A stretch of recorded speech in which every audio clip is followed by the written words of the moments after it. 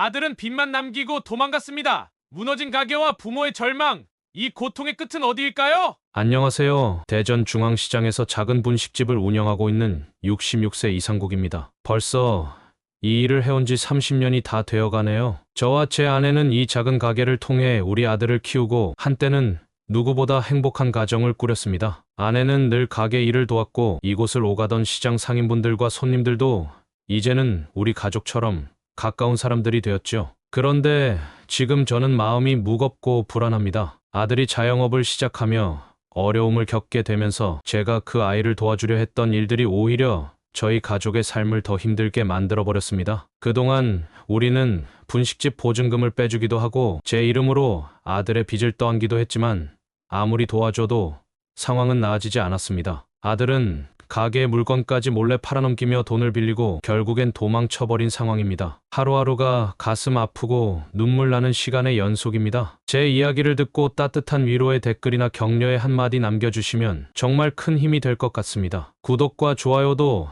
많이 눌러주시면 감사하겠습니다. 오늘은 저희 소중한 아들이 우리 가족에게 남긴 상처와 어려움에 대해 솔직히 이야기해보려 합니다. 저는 대전중앙시장에서 작은 분식집을 운영하며 오랜 세월을 보냈습니다. 제 아내와 함께 허름한 가게를 열어 떡볶이, 순대, 김밥을 팔며 살아왔죠. 가게는 크지 않았지만 시장을 오가는 손님들과 상인들 사이에서 입소문이 나면서 하루 종일 분주하게 움직여야 할 만큼 손님이 많이 찾아왔습니다. 어쩌면 대단할 것 없던 우리의 분식집이지만 저희 부부는 그 작은 공간에서 함께 꿈을 꾸고 행복을 키워갔습니다. 저희 부부는 아들 하나를 두고 있었고 그 아이가 바로 저희의 인생의 전부였죠. 아들은 어릴 때부터 무척 똑똑하고 활발했는데 제 자랑이 아닐 수 없을 정도로 공부도 곧잘 했습니다. 시장에서 일할 때도 종종 가게로 와서 아버지 어서 가게 접고 놀러가요 하고 말하곤 했습니다. 그럴 때마다 저희는 피곤함도 있고 아들과 웃으면서 하루를 보냈던 것 같습니다. 아내와 저희 하루 일과는 언제나 아들을 중심으로 돌아갔습니다. 아들은 성장하며 대학에 가게 되었고 이후에 취직까지 잘 되었습니다. 처음엔 직장 생활을 하면서 열심히 살아가더니 어느 날인가부터 자신만의 사업을 해보고 싶다고 이야기를 꺼냈습니다. 저는 그때가 아마 아들이 30 중반이 될 때쯤이었을 겁니다. 사실 저희 부부는 걱정이 많이 되었습니다. 아들은 안정적인 직장에서 일하고 있었고 자영업이 쉽지 않은 것도 잘 알고 있었기 때문입니다. 하지만 아들은 자신의 계획과 꿈에 대해 열정적으로 이야기하며 저희를 설득했습니다. 제 아내도 아이에게도 한 번의 기회는 줘야 하지 않겠냐며 아들을 믿고 밀어주자고 했습니다. 그렇게 저희는 아들의 꿈을 응원하기로 했습니다. 아들은 퇴직금을 받고 대출까지 받아 자영업을 시작했습니다. 아내와 저는 그때부터 분식집에서 조금씩 가게 보증금을 빼내서 아들을 도와주기 시작했습니다. 아들이 성공할 거라는 확신은 없었지만 부모로서 아이가 원하는 길을 지지해주고 싶었습니다. 그러나 사업이라는 게 생각처럼 쉽지 않았습니다. 초기 비용도 예상보다 많이 들고 매출도 기대에 미치지 못해 어려움이 쌓여갔습니다. 그때부터 아들은 매일 고민에 빠졌고 점차 피곤해하고 예민해져 갔습니다. 가게에 종종 찾아와 아버지, 이번 달은 조금만 더 도와주시면 잘 해낼 것 같아요라고 말하는 아들을 볼 때마다 마음이 아팠습니다. 한편으로는 제 분수에 맞지 않는 도움을 주다 보니 분식집 상황도 어렵게 돌아갔습니다. 늘 가게에 보증금을 조금씩 떼어 주다 보니 결국 월세까지 밀리기 시작했습니다. 그래도 저희 부부는 이번 한 번만 더라는 마음으로 아들의 손을 놓을 수 없었습니다. 자식에게 도움을 줄 수 있는 한은 돕고 싶었죠. 이렇게 어려움 속에서도 아들을 돕다 보니 어느새 저희 부부도 경제적으로 점점 벼랑 끝에 서게 되었습니다. 분식집을 운영하며 먹고 살기 어려워졌고 가게를 꾸려가는데 필요한 재료비조차 버거워지기 시작했습니다. 그럼에도 불구하고 저와 아내는 그저 아들이 다시 일어설 수 있기를 바라며 손을 놓지 않았습니다. 그러던 중에 아들이 더 큰 자금을 필요로 하게 되면서 제 신용을 이용해 대출을 받게 되었습니다. 제 이름으로 빚을 내는 일이었지만 아들이 성공할 거라 믿고 있었기 때문에 쉽게 승낙했습니다. 그리고 나서야 저희는 실감했습니다. 아들을 돕는 일이 결국 저희의 경제적 기반까지 흔들리게 만들었다는 거요.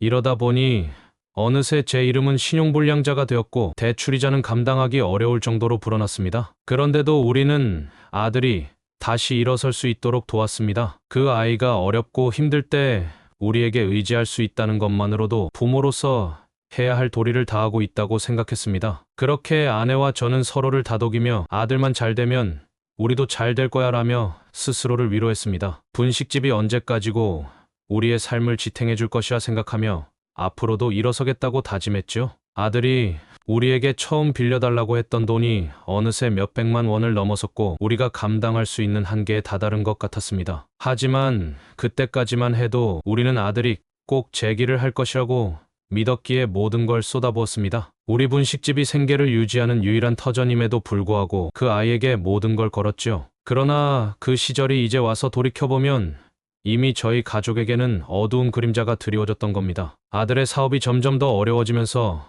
상황은 생각보다 훨씬 심각해졌습니다. 매출이 오르기는커녕 유지하기조차 힘들어지면서 아들은 점점 예민해지고 불안해 보였습니다. 하루는 아들이 저희 가게로 찾아와 묵직한 표정으로 이야기를 꺼냈습니다. 아버지, 이번에 보증금을 좀 빼주시면 다시 일어날 수 있을 것 같아요. 가게 자리를 옮기면 장사가 훨씬 잘 될 겁니다. 저는 순간 망설였습니다. 이미 분식집의 보증금과 대출로 몇 번이나 아들을 도와줬기에 더 이상 감당할 여력이 없다고 느꼈기 때문입니다. 하지만 아들이 이렇게까지 간절하게 부탁하는데 냉정하게 거절할 수 없었습니다. 아내도 마찬가지였습니다. 걱정스러운 표정을 지으면서도 아이에게 한 번 더 기회를 줘야 하지 않겠냐고 저를 설득했습니다. 결국 저희는 또 한 번 아들을 돕기로 결심하고 보증금을 빼서 그 돈을 아들에게 건넸습니다. 하지만 그 후에도 아들의 가게는 나아지지 않았고 상황은 더 악화됐습니다. 몇 달이 지나고 이제는 분식집 월세까지 밀리는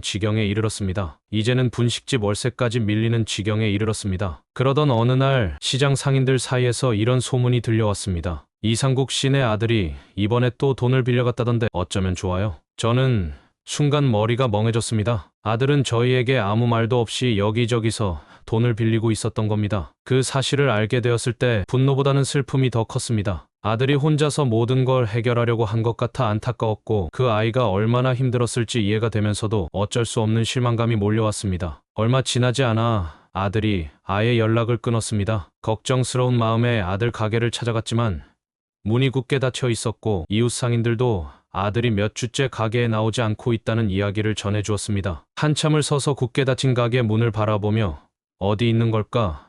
정말 무슨 일이 있는 걸까? 하는 생각에 눈물이 맺혔습니다. 그때 아내가 제 손을 꼭 잡으며 말했습니다. 당신 혹시 잘못된 선택을 한 거 아니에요? 우리가 너무 많이 밀어준 건 아닐까요? 아내의 말에 저는 아무 대답도 할 수 없었습니다. 우리도 힘겹게 여기까지 왔는데 아들의 무책임한 행동이 괴로웠지만 아들의 고통도 이해되지 않을 수 없었습니다. 그러나 며칠 후 다시금 충격적인 일이 벌어졌습니다. 어느 날 새벽 제가 가게를 열려고 분식집에 갔을 때였습니다. 가게 문을 여는데 뭔가 이상했습니다. 분식집 안에 있던 김밥 말이 기계며 떡볶이 조리 기계 등이 사라져 있었던 겁니다. 도저히 믿기지 않는 눈으로 가게를 살폈습니다. 이게 무슨 일이지? 누가 우리 가게에 손을 댄 건가? 순간적으로 도둑이 들었다고 생각했습니다. 하지만 자세히 들여다보니 누군가 기계를 들고 나갔다기보다는 저희 가족이 아닌 사람이라면 알 수 없는 것들만이 사라져 있었습니다. 그때 혹시나 하는 마음에 아들에게 전화를 걸었습니다. 여러 번의 시도 끝에 아들은 전화를 받았고 저는 억누를 수 없는 목소리로 물었습니다. 너 혹시 우리 가게 기계 가져갔니? 아들은 잠시 침묵하더니 조용히 말했습니다. 죄송해요, 아버지. 다시 돌려드릴게요. 조금만 기다려주세요. 그 한마디에 저는 분노가 치밀어 올랐습니다. 어떻게 이런 일이 있을 수 있는가? 가게에서 하루하루 벌어가는 것밖에 없는 저희에게서 아들이 그렇게 소중한 물건을 가져가 버렸다는 게 믿기지 않았습니다. 저는 더 이상 아무 말도 할 수 없었고 아내 역시 충격을 받은 듯 입을 막고 한참을 울었습니다. 이 상황을 대체 어떻게 받아들여야 할지 도저히 알 수 없었습니다. 그러나 그것이 끝이 아니었습니다. 아들이 몰래 대부업체에서 돈을 빌렸다는 소식을 듣게 되었을 때는 정말이지 머리가 하얘졌습니다. 가족 몰래, 그것도 위험천만한 대부업체를 찾아간 아들을 생각하니 불안과 두려움이 밀려왔습니다. 도대체 그동안 아들은 무슨 생각을 하며 이렇게 무모한 선택을 했는지 이해할 수 없었습니다. 한편으로는 이렇게까지 해서라도 우리에게 기대지 않으려는 거였나 싶어 슬프기도 했습니다. 그리고 결국 마지막 사건이 벌어졌습니다. 아들이 시장 상인들에게까지 돈을 빌리고 어디론가 사라진 겁니다. 며칠 전까지만 해도 아들을 도와주려 했던 시장 상인들이 이제는 하나둘 찾아와 제게 따지기 시작했습니다. 이상국 씨, 우리도 어렵게 돈 빌려준 건데 이렇게 가버리면 어쩌자는 겁니까? 그 아들 때문에 우리도 난처하게 됐다고요. 저는 얼굴이 화끈거리고 당혹스러워 어찌할 바를 몰랐습니다. 평생을 시장 사람들과 얼굴 마주보며 살아왔는데 이제 와서 이런 소리를 듣게 되다니 너무나 참담했습니다. 상인들의 원망 섞인 말들이 이어지자 제 가슴이 찢어지는 듯했습니다. 어떻게든 아들을 찾아보겠다고 말했지만 저 역시 어디서부터 찾아야 할지 감조차 잡히지 않았습니다. 그렇게 아들은 연락이 끊긴 채로 사라졌고 저는 절망 속에서 아내와 매일을 버티며 지낼 수밖에 없었습니다. 아들이 연락을 끊고 사라진 지 며칠이 지나면서 저와 아내는 점점 더 깊은 절망에 빠져들었습니다. 그동안 아들의 부탁에 응해 어떻게든 도와주려 노력해왔지만 이제는 저희 부부가 감당할 수 없는 상황에 이르렀다는 사실을 실감했습니다. 이대로 모든 것을 포기하고 싶은 마음과 그래도 아들이 무사히 돌아오기를 바라는 마음이 엇갈리며 저희는 매일같이 감정의 소용돌이 속에 빠져들었습니다. 얼마 지나지 않아 저희에게는 더 큰 현실적인 문제가 닥쳤습니다. 분식집 월세가 몇 달째 밀려서 가게 주인에게서 통보가 온 겁니다. 그간 사정을 설명하며 월세를 미루는 데에 안간힘을 썼지만 결국에는 주인도 더 이상 기다려줄 수 없다며 가게를 비우라고 말했습니다. 가게가 저희 부부의 생계수단이자 마지막 희망이었는데 이마저도 잃게 될 위기에 처하자 우리는 모든 게 끝난 듯한 절망감을 느꼈습니다. 그날 저녁 저와 아내는 가게 불을 끈 채 말없이 앉아 있었습니다. 아내는 눈물을 삼키며 조용히 말했습니다. 우리가 어디서부터 잘못된 걸까요? 그 아이가 잘 될 거라고 믿은 게 이렇게 큰 잘못이었을까요? 저는 아내의 말을 들으며 가슴이 찢어지는 듯한 고통을 느꼈습니다. 아들을 도와주겠다는 단순한 부모의 마음이 이제는 저희를 이토록 깊은 수렁에 빠뜨리고 말았다는 사실이 쓰라렸습니다. 분식집에 앉아 한동안 아무 말도 할 수 없었고 그저 무력하게 서로의 손을 꼭 잡고 있었습니다. 그 순간만큼은 그저 시간이 멈췄으면 좋겠다는 생각뿐이었습니다. 하지만 그 다음날 저는 아들을 찾아 나서기로 결심했습니다. 그 아이가 어떤 이유로 이런 무책임한 선택을 했든 저희가 직접 그 이유를 확인하고 싶었습니다. 그러다 혹시 어디서 사고를 당한 건 아닐지 또 아들의 정신 상태가 온전한 건지 등 걱정스러운 마음이 점점 커졌습니다. 저와 아내는 며칠 동안 대전 주변을 돌며 아들이 있을 만한 곳을 찾아 헤맸지만 아무런 소득도 없었습니다. 그렇게 몇 주가 지나도록 아들의 행방을 찾을 수 없었습니다. 그러던 중 어느 날 집으로 낯선 전화가 걸려왔습니다. 여보세요, 이상국 씨 되십니까? 대부업체인데요. 저는 순간 손에 식은땀이 배어 나왔습니다. 대부업체 직원은 아들이 빌린 돈이 지금까지 갚아지지 않고 있으며 그 보증인이 저라는 이유로 제가 책임져야 한다는 내용이었습니다. 그 말을 들었을 때 숨이 막힐 것 같았습니다. 아무리 부모라지만 아들이 저를 보증인으로 내세우고 돈을 빌려갔다는 사실을 받아들이기 힘들었습니다. 저는 어렵게 말을 이어가며 대부업체 직원에게 간청했습니다. 정말 죄송합니다. 지금 저희도 사정을 알아보는 중인데 조금만 시간을 주시면 아들을 찾을 수 있을 겁니다. 하지만 직원은 냉정하게 더 이상 기다려줄 수 없습니다. 내일까지 갚지 않으면 법적 절차를 밟을 수밖에 없습니다라고 말하고 전화를 끊었습니다. 전화를 끊고 멍하니 서 있는데 그 순간 저는 더 이상 아들을 믿고 기다리기만 할 수는 없다는 생각이 들었습니다. 제가 아들을 기다리며 붙잡고 있던 그 믿음이 결국 저희 가정을 무너뜨리고 있었다는 사실을 인정해야 했습니다. 그날 밤 저는 아내와 함께 결단을 내리기로 했습니다. 이제는 우리도 그동안의 희생을 멈추고 현실을 받아들여야 할 때라고요. 하지만 그 결심을 내리는 순간에도 가슴 한편에서는 혹시 이 결정으로 아들이 더 큰 어려움을 겪는 건 아닐까 하는 불안감이 떠나질 않았습니다. 다음 날 저는 대부업체를 찾아갔고 모든 상황을 설명하며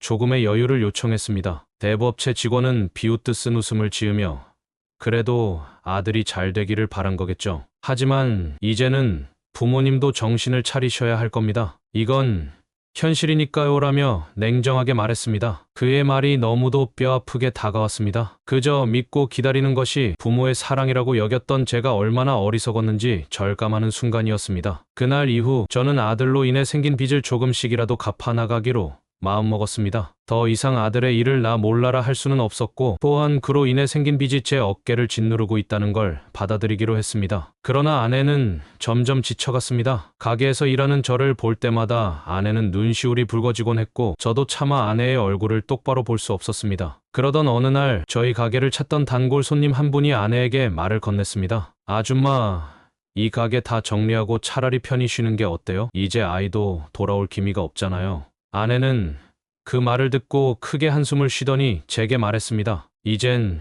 우리도 그만할 때가 된 것 같아요. 여기서 더 이상 버티면 우린 정말 아무것도 남지 않을지도 몰라요. 아내의 눈에는 참담한 눈물이 맺혀 있었습니다. 아내의 말이 그토록 무겁게 느껴졌던 적은 없었던 것 같습니다. 저 역시 그동안 고집처럼 버텨온 가게를 정리해야 할 때가 왔다는 생각이 들었습니다. 그러나 가게를 닫아야 한다는 현실이 마음을 찢어 놓았습니다. 이 가게는 아내와 제가 아들 하나를 위해 온 힘을 쏟아 부은 우리의 전부였으니까요. 마지막으로 가게를 정리하며 저는 그간의 추억이 떠올라 눈물이 나올 것 같았습니다. 김밥을 말며 자주 웃던 아내의 모습, 가게에 놀러와서 떡볶이를 먹으며 행복해하던 아들의 모습들이 주마등처럼 스쳐 지나갔습니다. 그 모든 기억이 이제는 아득하게 느껴졌고 저희가 쌓아온 모든 것이 허물어져 버린 것 같았습니다. 그날 이후 저는 아내와 함께 가게 문을 닫고 짐을 챙겼습니다. 한동안 허탈하게 집으로 돌아오며 아들을 향한 마음이 복잡하게 얽혔습니다. 마지막으로 한 번만이라도 아들과 마주 보고 이야기할 수 있었다면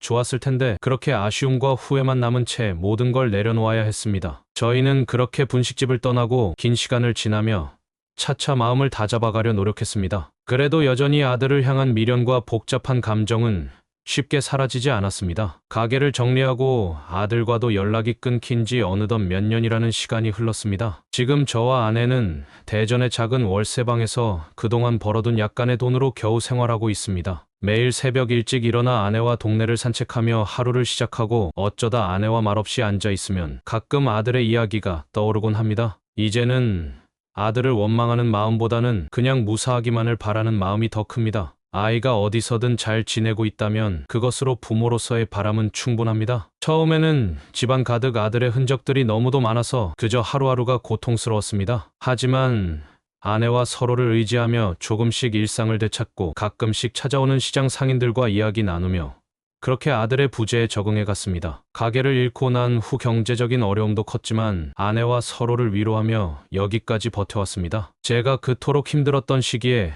그나마 힘을 낼 수 있었던 것도 아내가 곁에서 제 마음을 헤아려주고 따뜻하게 손을 잡아주었기 때문입니다. 지난 시간들을 돌아보면 후회가 없다고 할 수는 없습니다. 저희 부부가 아들을 믿고 밀어준 것에 대해 때로는 너무 지나친 선택이었나 하고 자책이 들기도 했습니다. 하지만 한편으로는 부모로서 할 수 있는 최선을 다해 아이를 도우려 했던 마음을 부정하고 싶지는 않습니다. 아들이 그 길에서 잘 되기를 바라는 마음, 그리고 실패하고 힘들어할 때 저희가 그 아이에게 다시 일어설 힘을 주고 싶었던 그 마음만큼은 진심이었기 때문입니다. 요즘에도 문득 아들이 꿈에 나타나곤 합니다. 꿈속에서 아들은 어린 시절의 모습으로 돌아가 아버지, 김밥 싸주세요 하고 천진하게 웃곤 합니다. 그러면 저는 눈물이 나기도 하고 미소가 지어지기도 합니다. 아들은 여전히 저와 아내에게 그렇게나 소중한 존재이기에 저는 그 아이의 얼굴을 지우려 하지 않고 그저 그 모습 그대로 품고 살아가고 있습니다. 어떤 분들은 저희 부부에게 왜 아들을 끝까지 책임지려 하냐고 이젠 아들에 대한 마음을 내려놓고 자신을 위해 살라고 말씀해 주시기도 합니다. 그 말이 맞는 줄도 압니다. 그러나 부모란 게 참 그렇습니다. 자식을 향한 마음을 하루아침에 내려놓기란 쉬운 일이 아니지요. 아내도 여전히 그 아이의 소식을 기다리며 살아가고 있습니다. 아들이 다시 돌아와 주기만 한다면 그저 평범한 가족으로 살 수 있을 텐데 그것이 저희가 바라는 유일한 소망입니다. 혹시라도 아들이 이 방송을 보고 있다면 한 가지 전하고 싶은 말이 있습니다. 아들아, 어디에 있든 무사하거라. 엄마 아빠는 언제나 너를 기다릴 테니 다시 용기를 내서 돌아와 주기만 한다면 우리가 또다시 너를 품어줄 것이다. 아마 이 말은 제 인생의 끝날까지 변치 않을 겁니다. 부모란 자식에게 실망을 안고도 끝까지 그 아이를 기다리며 살아가는 존재인 것 같습니다. 아무리 세월이 흘러도 아들은 언제나 저와 아내에게 소중한 존재일 수밖에 없습니다. 이제 저와 아내는 한 발짝 물러나 우리의 삶을 살아가려 합니다. 가끔씩 예전 가게를 떠올리며 웃기도 하고 눈물을 흘리기도 하지만 그런 추억들도 이제는 아련하게 느껴집니다. 그리고 또 하나 깨달은 것은 인생에서 가장 중요한 것은 무너져도 일어날 수 있는 용기와 곁에 있는 사람들과의 소중한 시간이라는 것입니다. 아들이 돌아오든 돌아오지 않든 저희는 그 아이가 무사하다는 믿음을 품고 살아갈 겁니다. 여러분은 혹시 비슷한 경험이 있으신가요? 자식을 위해 무언가를 포기해 본 적이 있으시다면 저희 부부의 마음을 이해하실 수 있을 겁니다. 혹은 저희와 같은 상황의 노인분들이 있다면 자신의 인생도 함께 소중히 여기시라는 말씀을 드리고 싶습니다. 삶은 고난의 연속이지만 그 속에서도 포기하지 않는 용기가 결국 자신을 지켜줄 것입니다. 저희 이야기를 들어주셔서 감사합니다. 따뜻한 위로와 격려의 댓글이 저와 아내에게 큰 힘이 됩니다. 구독과 좋아요도 눌러주시면 감사하겠습니다. 여러분의 소중한 의견도 댓글로 남겨주시고 비슷한 경험이 있다면 꼭 들려주십시오. 평생 일궈온 상가 건물이 자식들 간의 탐욕으로 송두리째 흔들립니다. 서로의 욕심이 어머니를 벼랑 끝으로 몰아넣은 이 가족 이야기 함께 들어주세요. 안녕하세요. 저는 대구 동성로에서 평생을 살아온 12세 강경숙입니다. 제 인생의 대부분은 시장에서 남편과 함께 일하며 보냈고 두 자녀를 위해 열심히 살았습니다. 남편이 세상을 떠난 후에는 아이들에게 조금이라도 더 좋은 것을 물려주기 위해 아끼고 절약하며 힘든 시간을 견뎌냈습니다. 저희 부부가 남긴 유산이라면 대구 동성로에 있는 작은 상가 건물이 전부입니다. 이 상가는 남편과 제가 함께 모은 소중한 결실이었고 아이들에게도 큰 도움이 될 수 있을 거라 믿었습니다. 하지만 지금 이 상가 건물은 오히려 저희 가족의 근심과 갈등의 원인이 되었습니다. 아들과 딸이 이 상가의 임대 수익과 재산을 두고 서로 다투기 시작하면서 가족 간의 평화는 깨어져 버렸습니다. 아들은 임대 수익을 독차지하려고 제게 강압적인 요구를 하고 딸은 제 건물을 몰래 담보대출 받으려 하면서 점점 더 파국으로 치닫게 되었습니다. 그 과정에서 남매가 서로 경찰에 신고하며 다투기까지 했고 저는 그저 매일 마음을 졸이며 고통 속에서 살아가고 있습니다. 이제 저는 상가를 팔고 요양원에 들어갈 결심을 하게 되었습니다. 자녀들 간의 갈등을 막기 위해 이렇게까지 해야 하는 제 심정이 어떠할지 감히 표현하기 어렵습니다. 자식들 때문에 몸과 마음이 지쳐버린 제 이야기를 들어주시고 위로와 격려의 말씀 남겨주시면 정말 큰 힘이 될 것 같습니다. 구독과 좋아요는 저에게 더 큰 위로가 됩니다. 오늘은 제가 평생을 바쳐온 상가를 두고 벌어진 남매의 탐욕과 다툼으로 상처 입은 이야기를 들려드리겠습니다. 저는 대구 동성로에서 남편과 함께 작은 장사를 하며 평생을 바쳤습니다. 두 자녀를 잘 키워내기 위해 시장에서 일하며 온갖 고생을 했지만 아이들이 점차 자라서 제 몫을 찾아가는 모습을 보며 뿌듯한 마음이 컸습니다. 남편과 저는 쉴 틈 없이 일하며 열심히 돈을 모았고 그렇게 평생을 노력한 끝에 동성로에 있는 작은 상가 건물을 마련할 수 있었습니다. 저희 부부의 가장 큰 자랑이자 자녀들에게 물려줄 귀한 유산이기도 했지요. 저와 남편은 항상 아이들이 커서 자기 힘으로 잘 살아가길 바라는 마음이 컸습니다. 아들은 열심히 공부해 대학을 졸업한 후 직장에 들어갔고 딸 역시 결혼 후 아이 셋을 낳아 가정을 꾸려가는 모습을 보였습니다. 남편은 그런 자녀들을 무척 자랑스러워하며 자녀들이 혹여 생활이 어려워지면 상가 수익을 나눠줄 생각도 하고 있었습니다. 이 건물이 있으니 자식들도 든든한 뒷배가 있을 거야 라며 자랑스러워하던 남편의 얼굴이 아직도 생생히 떠오릅니다. 남편이 세상을 떠난 후 저는 혼자 남아 상가를 관리하게 되었습니다. 남편이 있을 때는 저희 부부가 상가를 직접 관리했지만 남편이 떠나고 나니 임대 수익과 관리가 제 책임이 되었고 남은 인생의 마지막 보람이라고 여겼습니다. 아이들에게 도움이 될 수 있기를 바랐고 또 혹여 제가 병이라도 들면 저를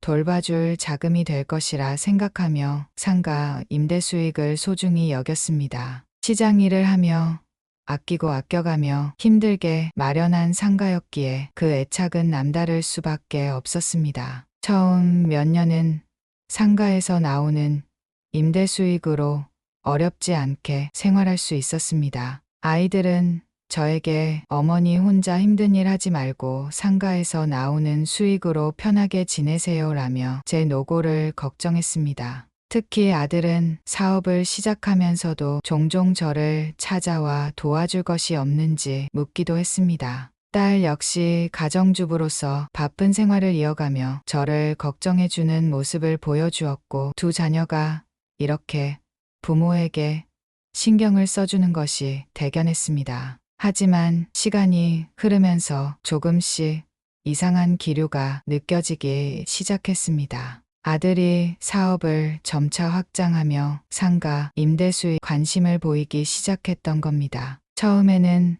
상가 수익이 얼마쯤 되는지 어느 정도로 관리가 되고 있는지 자주 물어보기에 저는 그저 부모의 재산에 대해 궁금해하는 것으로만 생각했습니다. 딸 또한 종종 제게 상가의 상태와 관리 상황에 대해 물어왔고 당시에는 그저 아이들이 저를 걱정해서 그러는 줄로만 알았습니다. 그러던 어느 날 아들이 찾아와 이렇게 말했습니다. 어머니, 요즘 사업이 조금 힘듭니다. 저를 위해 상가 임대 수익 일부만이라도 도와주시면 제가 잘 이겨낼 수 있을 것 같습니다. 그 말을 들었을 때 저는 아들의 입장을 생각하며 도와줄 수 있는 데까지는 돕자 하는 마음이 들었습니다. 그래서 소소하게라도 아들에게 지원해줄 방법을 찾기 시작했지요. 하지만 문제는 거기서 끝나지 않았습니다. 아들이 상가 임대 수익의 전부를 자신이 관리하겠다고 요구하기 시작한 겁니다. 어머니도 이제는 나이가 있으니 이런 관리 일은 제가 맡겠습니다 라고 말하며 제게 점점 강압적인 태도를 보이기 시작했지요. 그때부터 저는 점점 불안해졌습니다. 아들이 내게 조금씩 강요하듯 이야기를 꺼내고 상가를 자기 뜻대로 관리하려는 모습을 보였기 때문입니다. 이후로는 딸까지 상가 건물에 대해 관심을 보이기 시작했습니다. 아들이 상가 임대 수익을 관리하고 싶다는 이야기가 나오고 나서 딸이 갑자기 찾아와 저도 아이들 키우느라 생활이 빠듯한데 어머니 재산을 나중에 물려주실 때 공평하게 해주시면 좋겠어요 라고 말하더군요. 딸이 그러는 것이 이상하긴 했지만 제 자식이니만큼 저는 아이들이 조금이라도 경제적으로 안정을 찾기를 바랐습니다. 자식들을 도와주는 것이 부모의 의무라 생각했기에 큰 거부감 없이 넘어갔습니다. 하지만 딸이 제 모르게 은행을 찾아가 건물을 담보로 대출을 시도했다는 소식을 들었을 때 저는 큰 충격을 받았습니다. 어느 날 은행에서 전화가 걸려와 제가 건물을 담보로 대출을 신청했는지 확인하고 싶다는 말을 전해왔습니다. 전화를 받은 저는 너무나 당황했고 급하게 은행으로 찾아가 사실을 확인했습니다. 은행에서는 제가 직접 신청한 것이 아닌지 거듭 확인했고 저는 그 자리에서 딸이 몰래 제 이름으로 대출을 신청한 사실을 알게 되었습니다. 그때 느낀 배신감과 충격은 말로 다 표현할 수 없었습니다. 딸이 아무 말도 없이 제 재산을 담보로 대출을 신청할 생각을 했다는 사실이 믿기지 않았습니다. 그저 자식들을 믿고 그 아이들이 어려움을 겪을 때 부모로서 도와주려 했던 제 마음이 하루아침에 무너져 내리는 느낌이었습니다. 저는 딸에게 바로 전화를 걸어 강하게 항의했습니다. 어떻게 내가 내 재산을 몰래 담보로 대출을 받을 생각을 할 수 있니? 이건 부모로서 도저히 용납할 수 없는 일이야. 딸은 제 말에 당황하며 사과했지만 그 이후로 저는 더 이상 자녀들을 믿기 힘들어졌습니다. 한편으로는 아들과 딸이 상가 수익과 재산을 두고 점차 갈등을 빚고 있다는 것이 눈에 보이기 시작했습니다. 남매 사이가 점점 삐걱거리는 소리가 들려왔고 서로를 불신하며 조금이라도 더 가지려는 듯한 모습이 나타났습니다. 저와 남편이 평생을 바쳐서 마련한 상가가 이제는 자식들 간의 다툼과 욕심의 도구가 되어가고 있다는 사실이 너무나 가슴 아팠습니다. 그때부터 저는 자녀들의 요구를 점차 거절하기 시작했습니다. 하지만 아들과 딸은 점점 더 강하게 요구해왔고 이제는 서로에게 직접적인 불만과 원망을 표출하기 시작했습니다. 이 싸움이 어디까지 번질지 알 수 없어 불안감과 외로움 속에서 매일을 살아가게 되었습니다. 아들이 상가 임대 수익 자신의 이름으로 관리하겠다고 강하게 주장하기 시작한 이후부터 저는 자녀들 간의 갈등이 본격적으로 드러나고 있다는 것을 느꼈습니다. 아들은 처음에는 어머니 이제 연세도 있으시니 수익 관리는 제가 맡겠습니다. 그게 다 어머니 편하려고 하는 일이에요라고 설득했습니다. 하지만 시간이 지나면서 점점 강압적인 태도로 변했고 어느 순간부터는 임대 수익을 전부 자기 명의로 돌리기 위한 방법을 찾는 듯 보였습니다. 어느 날 아들은 저에게 더 이상 간섭하지 말라는 듯 말했습니다. 어머니, 제가 알아서 다 할 테니까 그냥 편하게 계세요. 상가 수익도 제가 알아서 관리할 거니까 신경 쓰지 마세요. 저는 그 말을 듣고 당황했습니다. 부모로서 쌓아온 제 재산을 자식이 자기 뜻대로 관리하겠다고 주장하는 모습에 섭섭함이 밀려왔습니다. 아들의 말투와 태도에서 어딘가 달라진 모습이 느껴졌고 이때부터 불안감은 더욱 커졌습니다. 아들이 정말로 저를 생각해서 하는 말이라면 제가 그렇게까지 불편함을 느낄 리 없었겠지요.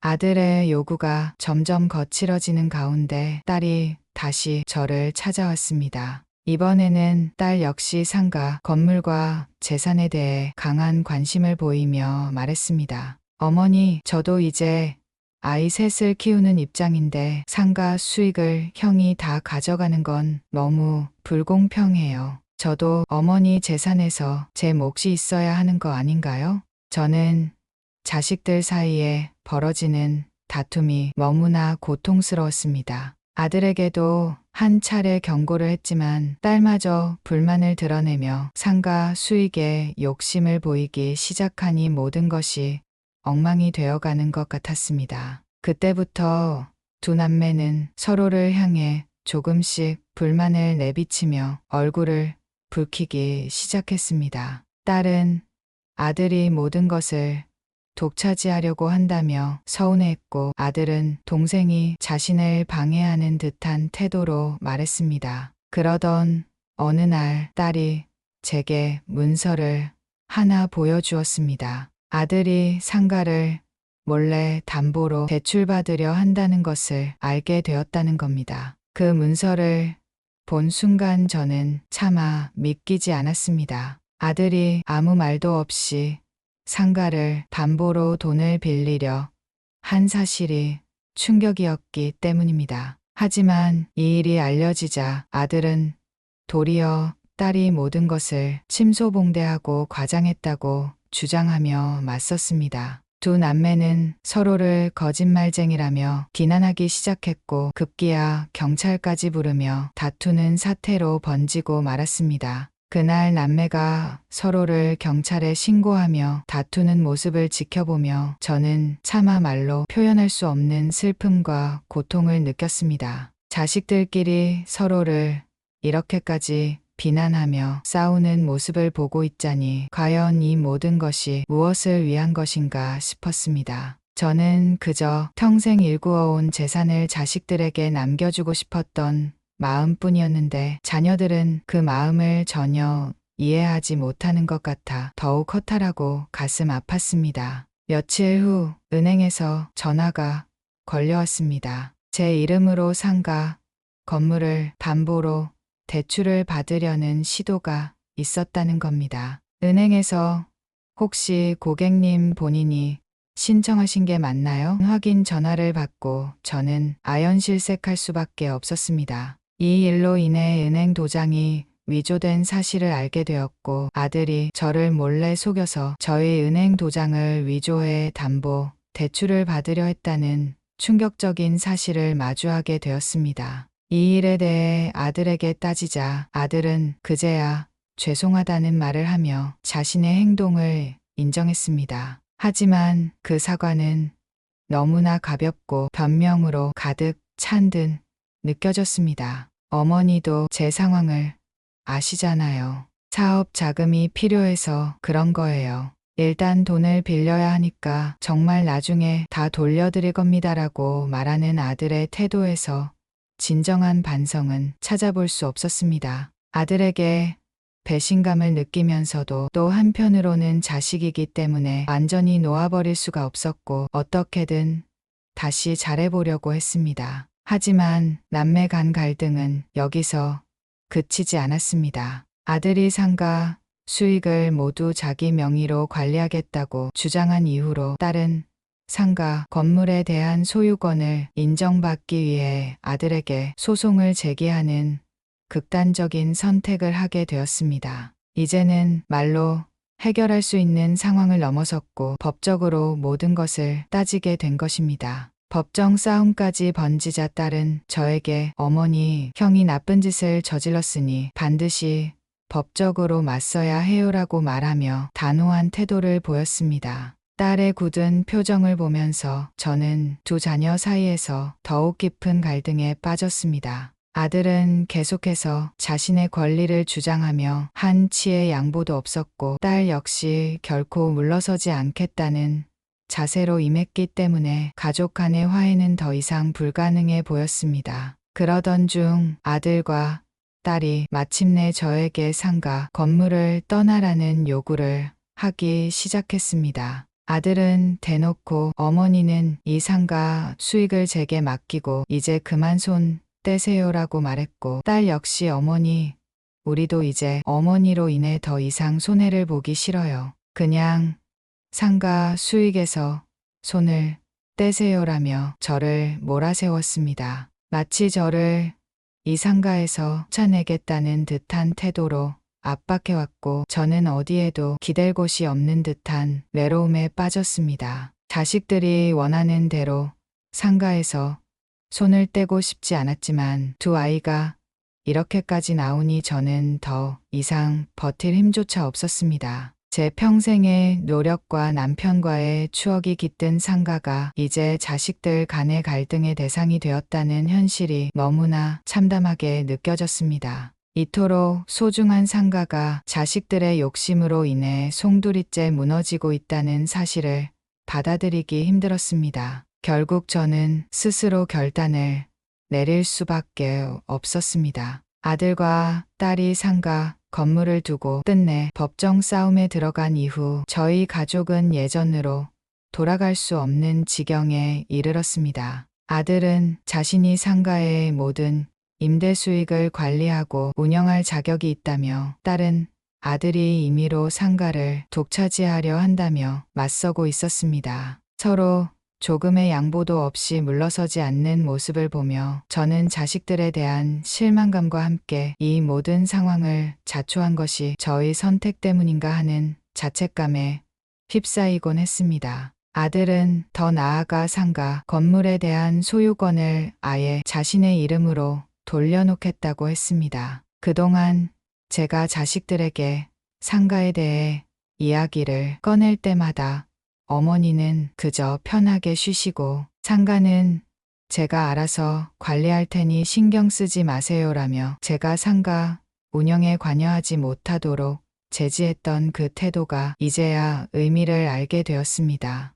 아들은 상가를 자신만의 소유로 만들어 모든 수익을 독차지하려고 했고, 저는 자식이 이렇게까지 탐욕을 드러내는 모습을 도저히 받아들이기 어려웠습니다. 상황은 점점 악화되었고, 어느 순간부터 자식들은 저를 향해 조금씩 원망과 불만을 쏟아내기 시작했습니다. 아들은 상가 건물 소유권을 가져가기 위해서 저를 설득하려 했고, 딸은 어머니가 형 편만 드는 것 같다며 저를 탓했습니다. 자식들 간의 싸움이 결국 저를 대상으로 번진 것입니다. 제가 중재하려는 시도는 번번이 실패했고, 아이들의 언성은 점점 높아져 갔습니다. 저는 그저 멍하니 이 싸움 속에서 할 말을 잃고 눈물을 삼킬 수밖에 없었습니다. 하루는 딸이 제게 찾아와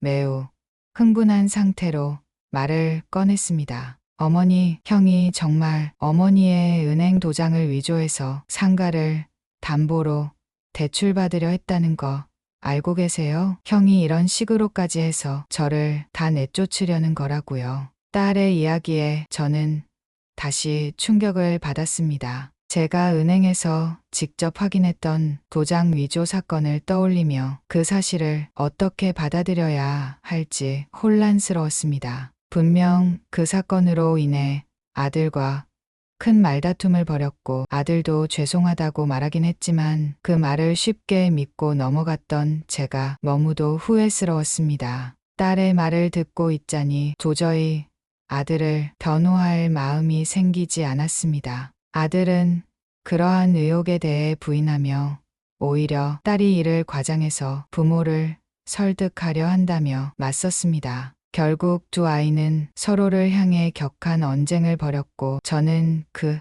싸움의 한복판에서 도무지 어찌할 바를 몰랐습니다. 아들은 이미 상가 건물을 자신의 소유로 만들 계획을 세웠고, 딸은 자신에게도 공평한 권리를 달라고 주장하며 상가 소유권을 주장하고 있었으니 이 싸움이 쉽게 끝나지 않으리라는 걸 깨닫게 되었습니다. 그리고 결국 자식들의 싸움은 극단으로 치달았습니다. 아들과 딸은 어머니로서의 제 의견 따위는 무시한 채 오로지 자신의 이익만을 생각하며 싸움에만 집중하고 있었습니다. 더 이상 자식들을 믿을 수 없었던 저는 마음속에서 무언가 무너져 내리는 듯한 고통을 느꼈습니다. 그날 밤 저는 한숨도 잘 수 없었습니다. 평생을 아끼고 절약하며 이룬 재산이 자식들 손에서 그저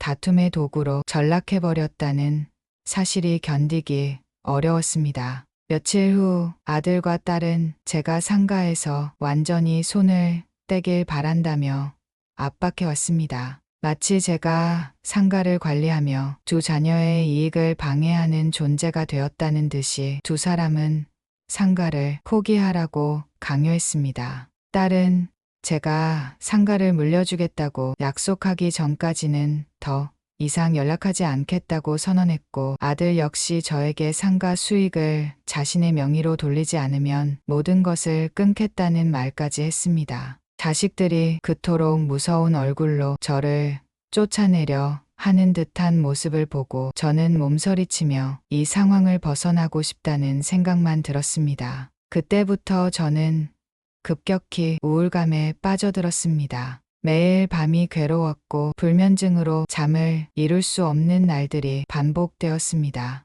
아무리 노력해도 두 아이의 욕심과 다툼은 가라앉지 않았고 제 존재 자체가 그들에게 방해가 되는 것 같았습니다. 한때는 저의 전부였던 자식들이 이제는 서로의 욕심을 위해 저를 없는 존재로 만들려 하는 듯 보였습니다. 모든 것이 끝나버린 듯한 절망감 속에서 저는 스스로에게 물어볼 수밖에 없었습니다. 내가 잘못한 것일까? 내가 자식들에게 더 많은 것을 물려주겠다고 했던 선택이 과연 옳았던 것일까? 하지만 그 어떤 답도 찾을 수 없었습니다. 남편과 함께 평생을 바쳐 지켜온 상가가 이제는 자식들 욕심의 대상이 되어버렸다는 사실만이 저를 사로잡고 있었습니다. 하루하루가 공허하게 느껴졌고 더 이상 이 상황을 감당할 힘이 남아있지 않다는 걸 깨달았습니다. 결국 저는 마지막 결단을 내리기로 했습니다. 두 자녀가 더 이상 싸우지 않도록, 그리고 제가 더 이상 이 고통 속에서 벗어날 수 있도록 상가 건물을 팔기로 마음먹은 것입니다. 상가를 팔고 남은 돈으로 요양원에 들어가 남은 생을 지내기로 했습니다. 아이들에게는 아직 상가 매각 소식을 알리지 않았지만 제 마음은 이미 결정이 나 있었습니다. 이렇게라도 해야만 자식들 간의 갈등이 끝날 수 있을 거라는 마지막 희망을 품고 있습니다.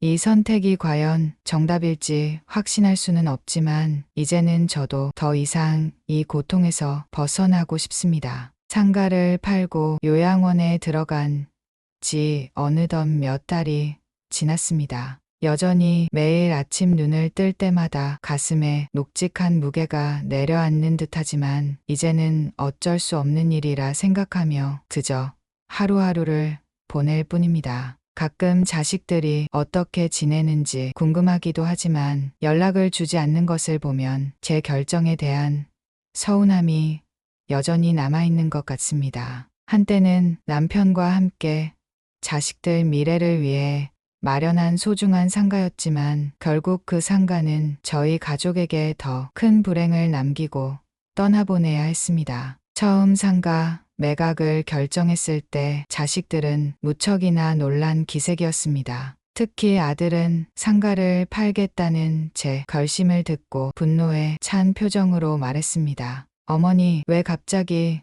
이런 결정을 하셨어요? 저와 상의라도 했어야죠. 이제 저희는 어떻게 하라는 거예요?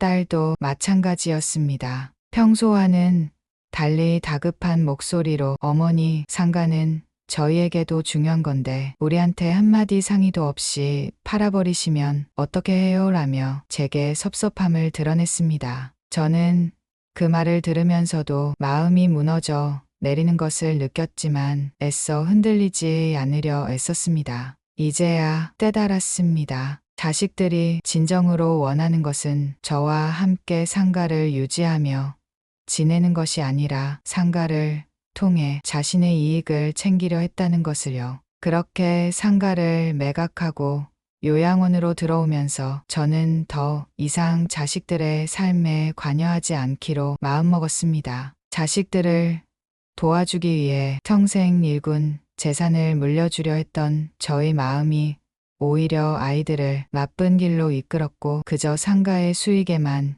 집착하게 만들었으니 말입니다. 어쩌면 부모로서 저의 선택이 옳지 않았던 것인지도 모르겠습니다. 자식들에게 더 많은 것을 물려주려 했던 마음이 결국 그들을 갈등의 구렁텅이로 빠뜨린 것 같아 마음이 아픕니다. 요양원에서 지내며 저는 조금씩 과거를 정리하고 있습니다. 매일 아침 일찍 일어나 산책을 하고 시설 내 사람들과 조용히 인사를 나누며 하루를 시작합니다. 처음 요양원에 들어왔을 때는 불안하고 초조했지만 이제는 어느 정도 마음을 내려놓고 받아들이려 노력하고 있습니다. 제 남은 생은 자식들이 아닌 저 스스로를 위한 시간으로 채우기로 결심했으니까요. 자식들에게 상가 수익을 남겨주지 못한 것이 미안하긴 하지만 지금은 이 선택이 저에게도